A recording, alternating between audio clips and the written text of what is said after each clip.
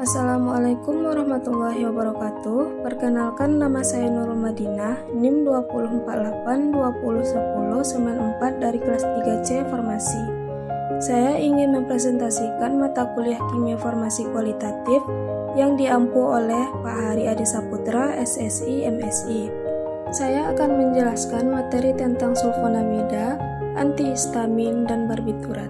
Yang pertama, sulfonamida. Sulfonamida adalah kemoterapeutik yang umum digunakan secara sistemik untuk pengobatan dan pencegahan penyakit infeksi pada manusia.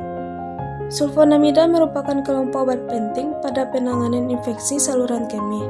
Sifat umum sulfonamida: 1. Organoleptis, kristal atau bubuk yang tidak heteroskopis, berwarna atau warna putih agak kekuningan, tidak berasa atau sulfaguanidin, sedikit pahit atau sulfamirazin, sulfatiazol. 2. Keasaman, bersifat amfoter yang disebabkan tautomerisasi dalam keadaan seimbang. Kekuatan asamnya bergantung dari R2, yaitu SO2NH2, C6H5, SO2NH piridin, SO2NH2 heksan, SO2NH2.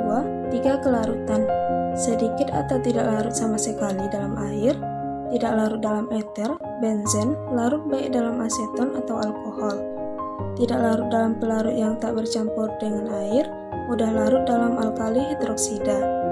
Beberapa garam sulfonamida tidak larut dalam air, gugus sulfa yang mempunyai gugusan aritmatis sekunder, dan ada yang tidak larut dalam HCl. Contohnya heptazin, saluseptazin, dan ada juga yang larut, contohnya sulfasuksidin. Penggolongan sulfonamida: A. Berdasarkan struktur kimia para amino benzol sulfonamida. 1. R1 disubstitusi gugusan lain, contohnya septazin, soluseptazin. 2. R2 tersubstitusi, sedangkan R dan H, contohnya sulfapiridin, sulfatiazol. 3. R1 dan R2 tersubstitusi, contohnya telazol, sulfaasidin. B. Berdasarkan pemakaian atau kerja: 1. Sulfa untuk infeksi umum atau sulfafurazol. 2. Sulfa untuk saluran kemih, cotrimoxazol. Untuk infeksi umum atau sulfafurazol. 2. Sulfa untuk saluran kemih atau cotrimoxazol. 3. Sulfa untuk lokal. 4. Sulfa untuk infeksi usus atau sulfazalazim. 5. Sulfa-sulfa lain yang tidak termasuk dalam kemoterapeutik. Yang kedua ada antihistamin. Histamin adalah senyawa normal yang ada dalam jaringan tubuh, yaitu pada jaringan sel master dan peredaran basofil yang berperan terhadap berbagai proses fisiologis yang penting. Histamin merupakan produk dekarboksilasi dari asam amino histidin. Pelepasan histamin terjadi akibat: 1. Rusaknya sel, 2. Senyawa kimia, 3. Reaksi hipersensitivitas, 4. Sebab lain atau termal, mekanik, dan radiasi. Antihistamin. Antihistamin adalah obat yang dapat mengurangi atau menghilangkan kerja histamin dalam tubuh melalui mekanisme penghambatan pada reseptor H1, H2, H3. Efek antihistamin bukan suatu reaksi antigen antibodi karena tidak dapat menetralkan atau mengubah efek histamin yang sudah terjadi. Berdasarkan hambatan pada reseptor khas antihistamin dibagi menjadi 3 kelompok, yaitu 1. Antagonis H1, 2. Antagonis H2, 3. Antagonis H3. Mekanisme kerja: histamin dapat menimbulkan efek bila berinteraksi dengan reseptor histaminergik, yaitu reseptor H1, H2, H3. Interaksi histamin dengan H1 menyebabkan kontrakan dengan otot polos, usus, dan bronki, meningkatkan permeabilitas vaskular, dan meningkatkan sekresi mukus, yang dihubungkan dengan peningkatan CGMP dalam sel. Interaksi dengan reseptor H1 juga menyebabkan vasodilatasi arteri sehingga permeabel terhadap cairan dari plasma protein yang menyebabkan sembab, pruritik, dermatitis, dan urtikaria. Efek ini diblok oleh antagonis H1. Interaksi histamin dengan reseptor H2 dapat meningkatkan sekresi asam lambung dan kecepatan kerja jantung. Produksi asam lambung disebabkan penurunan CGMP dalam sel dan peningkatan CAMP. Peningkatan sekresi asam lambung dapat menyebabkan tukak lambung. Efek ini diblok oleh antagonis H2. Reseptor H3 adalah reseptor histamin yang baru ditemukan pada tahun 1987 oleh Arang dan temannya terletak pada ujung saraf, jaringan otak dan jaringan perifer, yang mengontrol sintesis dan pelepasan histamin, mediator alergi lain dan perasaan. Pada antihistamin, mekanisme kerjanya adalah antagonis H1, obat yang secara kompetitif menghambat kerja histamin pada jaringan yang mengandung reseptor H1. Beberapa antagonis H1 memblok pelepasan histamin yang membutuhkan konsentrasi tinggi.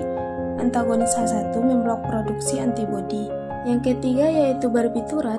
Barbiturat adalah derivat dari asam barbiturat, suatu golongan obat tidur yang mempunyai inti hasil kondensasi ester etil dari asam dietilmalonal dan ureum.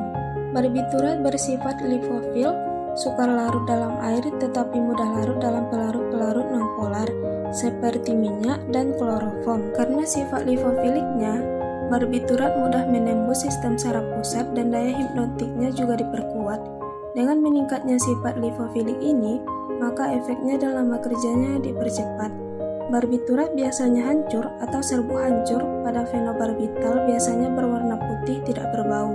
Sifat-sifat umum senyawa barbiturat. Yang pertama, barbiturat mempunyai asam basa 1 yang sangat lemah. Asam barbiturat dapat dalam bentuk keto atau tidak larut dalam air dan bentuk enol atau larut dalam air. Bentuk enol ini yang menyebabkan bereaksi asam dan dapat diionisasi. 2. Sukar larut dalam air. Kecuali dalam bentuk garamnya atau natrium, bereaksi asam lemah.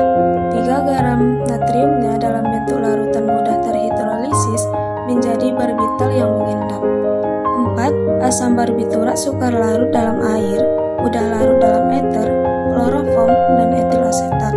5. Dapat menyublim atau membentuk sublimasi yang tergantung sekali pada tekanan, suhu, jarak sublimasinya, dan lain-lain. Contoh obat golongan barbiturat. Penggolongan obat barbiturat disesuaikan dengan lama kerjanya yaitu 1. Barbiturat kerja panjang yaitu 6 jam. Contoh obatnya fenobarbital digunakan dalam pengobatan kejang. 2. Barbiturat kerja singkat yaitu 3 jam. Contoh obatnya pentobarbital, sekobarbital, dan amobarbital yang efektif sebagai sedatif dan hipnotik.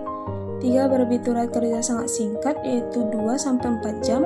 Contoh obatnya tiopental yang digunakan untuk induksi intravena anestesia.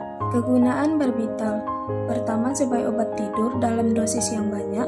Kedua, sebagai sedatif dalam dosis yang sedikit. Ketiga, sebagai obat antikonvulsif. Keempat, sebagai obat anestetika, narkos pendek.